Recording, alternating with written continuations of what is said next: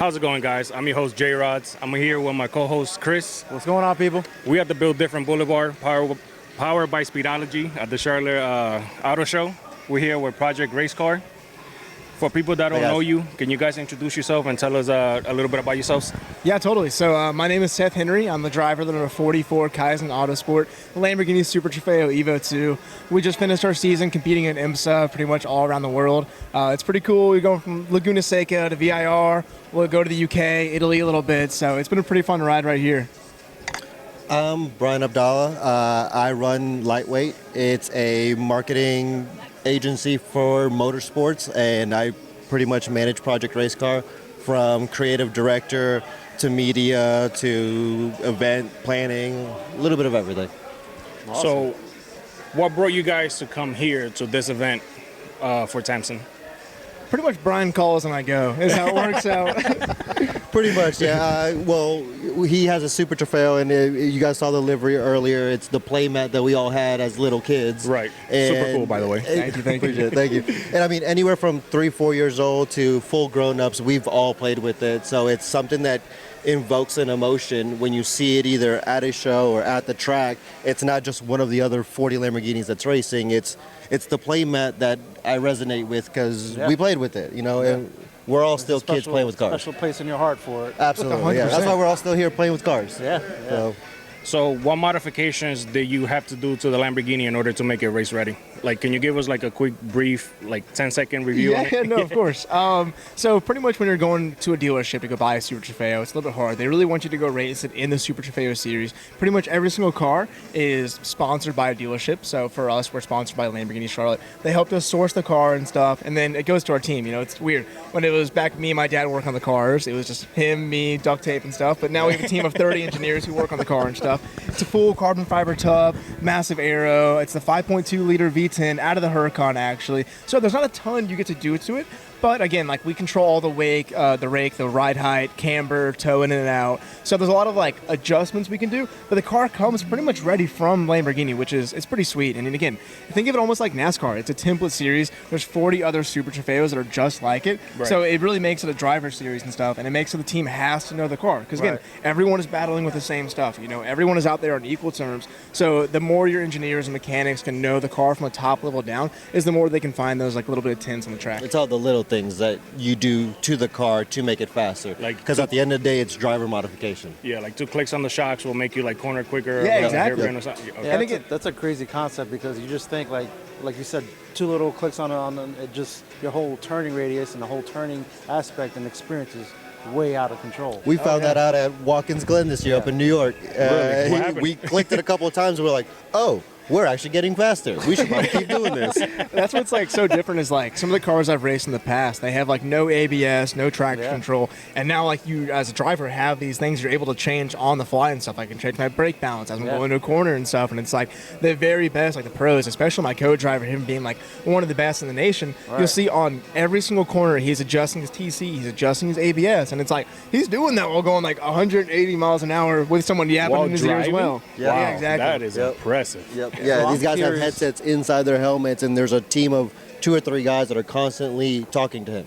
One is somewhere at a high point at the track, another one's at a corner, and another one's in the pit watching him. So they're all talking to the driver while he's full 10-10s down the track. So are they able to monitor the car live with like the computer and get data as you're driving around the track? Yeah, exactly. And again, like right now we're racing in Super Trofeo, like we're a feeder series for IMSA, so we're not the main show quite yet. But as you keep on like moving up the ranks and stuff, like especially when you're racing in like Michelin Pilot Sport or like the actual like biggest series out there, dude, there's so much that goes into it. That's when you're working with a team of like 50 engineers. They know every single little thing about the car. It's like when you watch F1 and stuff, and they're like, move the throttle to 0.1 or something. That's how serious it ends up getting as you go on. Everybody's got to be on the same page. Oh, like totally. There's no room for error for that. I've never seen any industry be so like Meticulous. perfect besides motorsports. Yeah. Like you work at corporate, you work at here, at anywhere, and someone's always slacking. Yeah. Not in motorsports. If someone slacks, someone might die.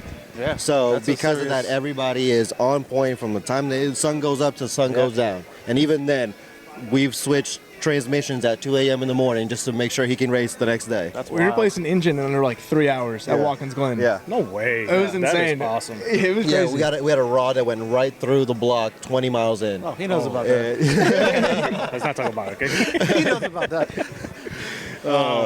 So, what do you do to prepare for a track that you never been to before? Like, I saw you guys brought a sim. Yeah. Is that you bring that around with you when you go to like different locations? Yeah, it's definitely hard to travel with the sim. You know, like I imagine as we get bigger and stuff, bigger trailers, bigger haulers, it'll be easier to. But yeah, the sim is the greatest thing that young drivers have at their disposal. Because it's like last year I went to go race in the UK, and it's like in the UK those kids were conceived up to these tracks. You know, Right. they've been there their whole entire lives, and it's Right. like me as an American kid, I've never been over there. So being able to go on the sim, practice, and just learn the little things, like you know, you get nervous going to the tracks, just knowing like things like pit in, pit out. It is such an advantage to be able to go over there, have already the knowledge in your head, and then get on track. And again, that's pretty much how we're doing for every single track. So I'd be hard pressed if I'm going to a new track if I don't do 1,000 laps in the sim I'll at tell the you very this. least. Yeah. I've been playing GT7 for a while now. Yes, sir. And Nürburgring, I feel like I know every single turn. Yeah. So if you put me on Nürburgring today, I think I could do it. That's literally why we put him on the sim so many hours a week. Yeah. It's for that. Is so he can close his eyes and go around the track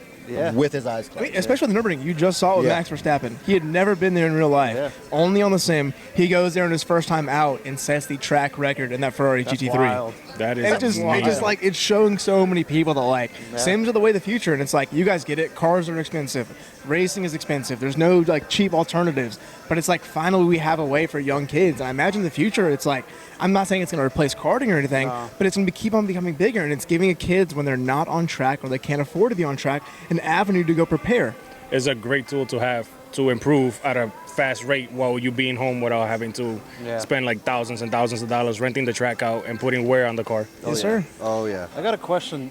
You guys brought something different here today, right? We did. So you spoke a little bit about having ABS being updated and all that.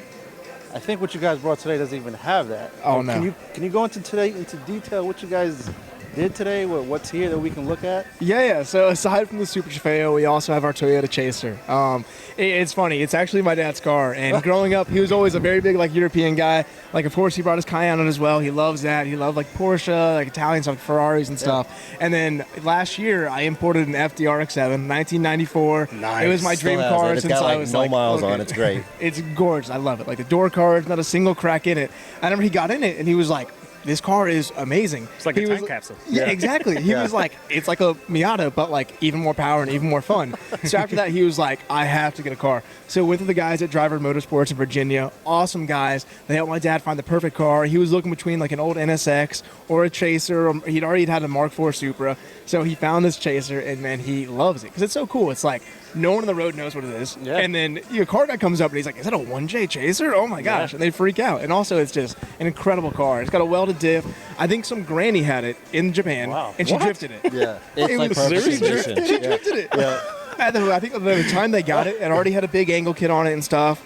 So it was a full-on Oh, drift so it's car. been touched. Oh yeah, Oh yeah. oh yeah. Oh yeah. That's But pretty it cool, still though. rides. I mean, I drove it the other day for like 80 miles in fifth gear, and it's just Just cruises on the cruises. highway like Smooth. it's nothing. And you downshift to the second or third gear, and it just completely unleashes a monster. Yeah. So what brought your family into the automotive industry like originally? Yeah, so my dad, he grew up pretty much his whole entire life in the car industry. His whole thing was he started as a car salesman. He really came from nothing, true American dream type story. Worked his way up into the car industry and stuff, up through car dealerships, ended up becoming a GM, owning a couple of dealerships and stuff. So, of course, all of my siblings were always around cars. He was always picking us up from school and some new daily or some Right. new car he got from the dealership and stuff. So that I really got a ignited our Chaser passion. picking up from school. Oh, yeah. Man, my mom used to pick me Oh, up in a this one. Hennessy Viper. Yep. From school. Yep, from yeah, school. she would put a car seat the in the heck? passenger Oh, seat and I I pick didn't me believe up. it until I saw pictures. Oh my Yep. gosh. You can fit a car seat in a Viper. Yeah, it's Wow, like that's even impressive. my sister, like she could not really care about cars, but she knows how to drive a manual. She had a manual Jeep and stuff. Yeah. Like my whole entire family just absolutely adores cars. Same with like my That's mom. wild. Mom was a Bronco Raptor. Yeah. She had an Yeah, Alfa Romeo on 4C 40s. for a while. Yeah, yeah. And she also loves the Chaser. The other day she Yeah. sent me a video, and I don't think she'd ever driven anything right-hand drive. Right. So she's trying to video with one hand and shift, and she's going down the middle of the road because she doesn't understand. You gotta get to the right a little bit. But she was like, "Seth, this car is amazing," and I'm like, "It is amazing, but like, look at the road, please." What's your? So- I got a question. Yeah. The question I've got here is, what's your daily?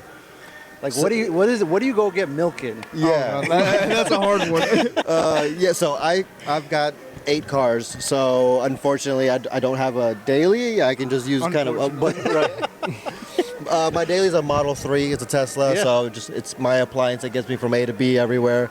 But I've got an E46 wagon that's getting a big motor built. I've got a 1974 MGB, that's my little classic British car, and a 97 Land Rover Discovery 1 when it's still fully mechanical.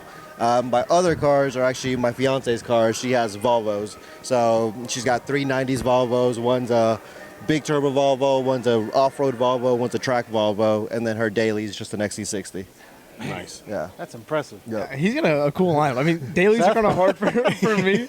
I transfer in and out of cars a lot. Yeah. So kind of the FD is kind of my daily right now. I also have a Toyota Prado. It's a right-hand drive as well. Yeah, it's pretty cool. sick. Yeah, turbo I've been driving diesel. that a good bit. But Yeah. you run into like so many problems only having 2 right-hand drive cars. 'Cause it's like, today I want to go park at the auto show. Yep, you And it's can't. like, I can't get out and get a reach the ticket. thing to go reach the button. So I have to have Brian to come help me down.